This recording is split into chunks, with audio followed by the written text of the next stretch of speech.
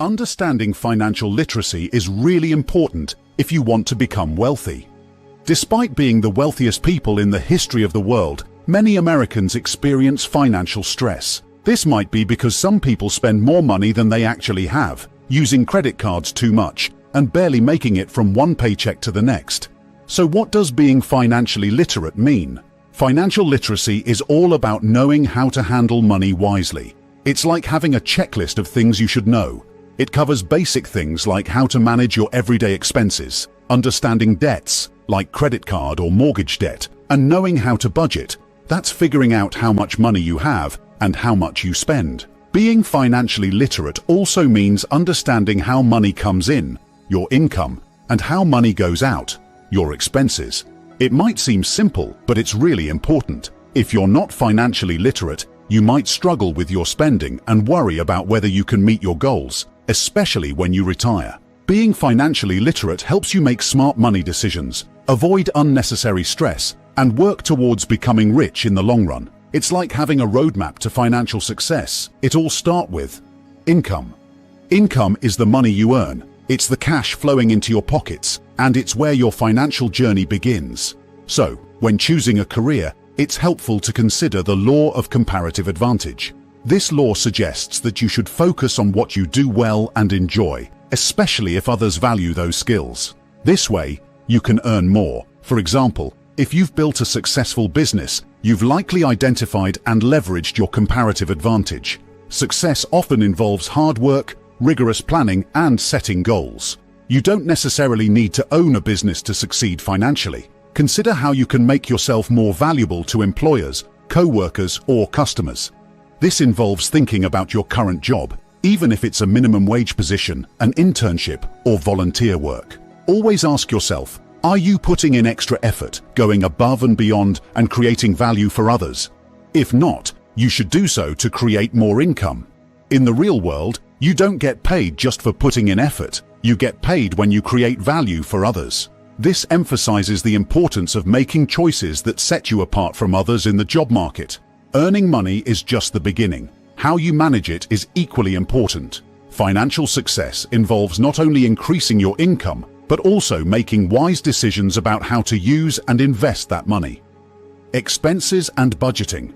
Expenses are the money you spend, and it's important to know where your hard-earned money is going. Unfortunately, many people aren't aware of this. If you could take away just one thing about handling money from this video, it would be the skill of creating and sticking to a budget. Creating a budget means understanding your fixed expenses. These are the things you have to pay regularly, like rent, car payments, and other necessary bills. You should make sure your expenses are less than what you're earning. One simple way to budget is by using the 50-30-20 rule. Here's how it works. 50% of your income should go toward bills and housing, 30% toward financial goals, like paying off debts or saving and investing wisely, and the remaining 20% can be used for entertainment or things you enjoy doing. Take care of your fixed expenses first and then distribute the percentages accordingly. The problem arises when people don't budget. They end up constantly playing catch-up, using new income to pay off old debts. This can be frustrating and make it hard to enjoy life. If you start budgeting and prioritize your spending based on percentages, you can avoid this cycle. Creating a budget and sticking to it is a crucial step in becoming financially literate. It allows you to plan your spending, reduce stress, and move forward while enjoying the benefits of your hard work. Assets and savings. Assets are things you own, like money in your savings account, a house, or a rental property. Building assets, or growing what you own, usually starts with saving money. Even if you're a high school student with a part-time job, forming the habit of saving is crucial. It's about building a good habit at a young age. Even putting aside a small amount regularly, like $5 or $10 a week, can make a difference. Saving becomes especially important for unexpected expenses. You know that at some point, your car might need repairs, or you might face unexpected medical expenses. Having savings set aside for these situations is like having a safety net. One smart way to save is to set up a separate savings account. This helps because if the money is in your main account, you might end up spending it.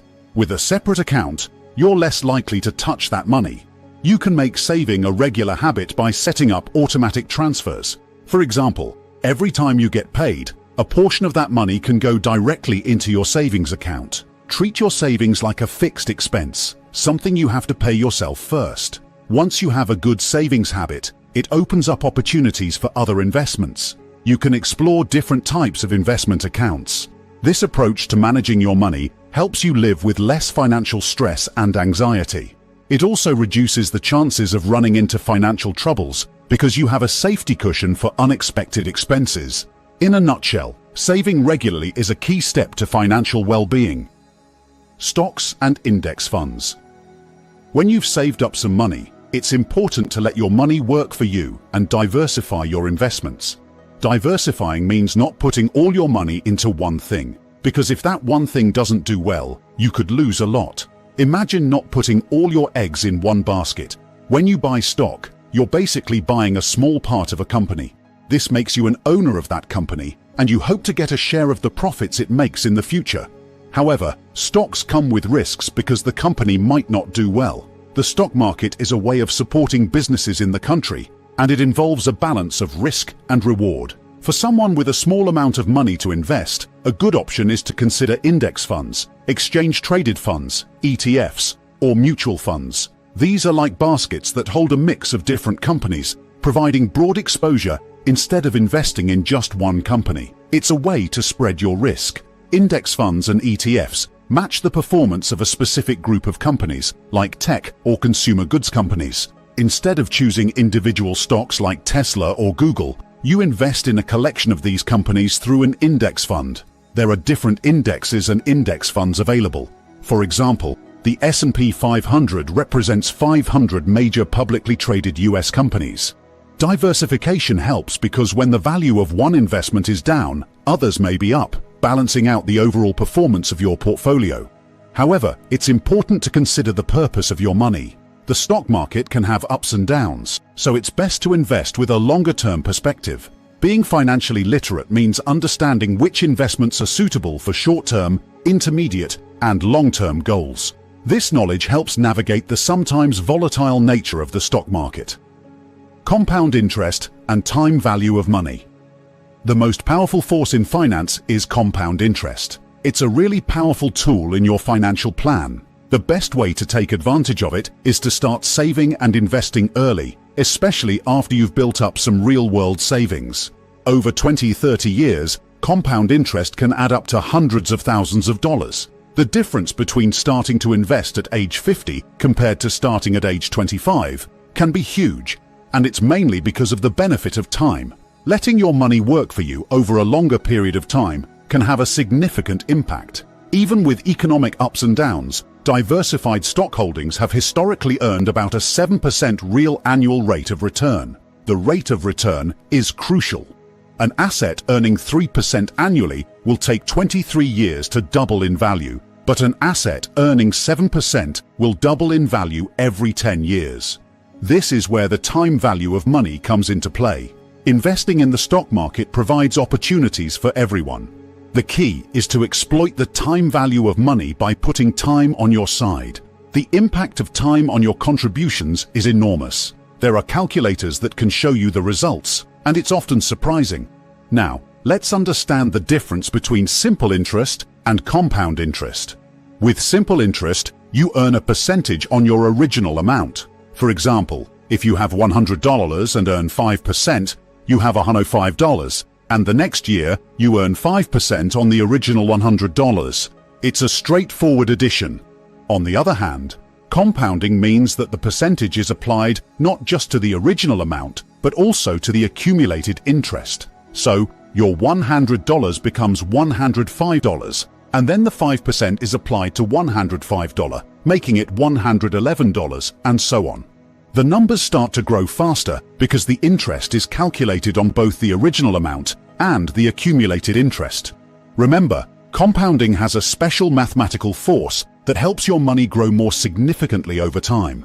Understanding the time value of money is a crucial aspect of financial literacy. It's about making your money work for you and realizing the impact of time on your financial goals.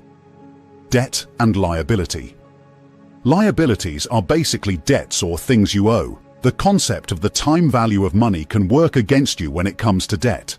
Many people run into financial trouble by consistently spending more than they earn.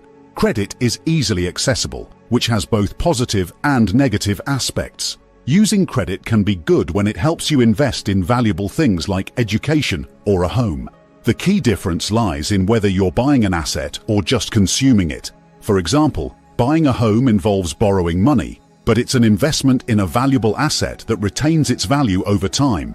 It allows you to acquire a significant asset without having to save the full amount up front. However, borrowing can be problematic when you use credit to buy things that quickly lose their value, like latest gadget, branded items, or using loans for a vacation, or maxing out credit cards for non-essential purchases. Recklessly spending more than you earn leads to financial anxiety, a decline in wealth, and hefty interest payments on items you've already consumed. Avoiding credit card debt, especially early on, is a significant advantage. Unwinding substantial credit card debt can be challenging and financially debilitating. It makes you less financially secure because you're constantly worrying about interest rates going up and struggling to pay off the accumulated debt. Excessive debt has emotional consequences as well. It drains joy, adds to anxiety, and takes away hope. When you're burdened with debt, it becomes challenging to move forward in life, even if you get a raise, as you might still be caught up in trying to catch up with your debts. So, avoiding unnecessary debt and managing credit wisely is crucial for financial well-being. It's not just about the numbers, it's about maintaining a sense of financial peace and security. Remember, your income is the beginning of your financial journey, so it's important to maximize earning opportunities, save the maximum, and invest early. This is crucial for building assets and achieving financial freedom. While it might be easy to spend on immediate pleasures, true financial success requires education, sacrifice, and the development of character traits like saving, investing, goal setting, and budgeting. Many people shy away from financial discussions because they fear sounding ignorant. However, avoiding these conversations is not the solution. The more you talk about financial matters, the better you understand them. Successful personal finance is rooted in sound principles that become a way of life. It's possible to achieve financial security, even with modest earnings, through planning and commitment. Start developing your financial plan today and commit to maintaining it throughout your life. Your future self will thank you for the financial security and peace of mind you've built over time. I hope you find value in this video. Please share it with your friends and family who might need this message to inspire them on their financial journey. Thank you for watching till the end. Have a wonderful day, and I'll see you in the next video. Take care.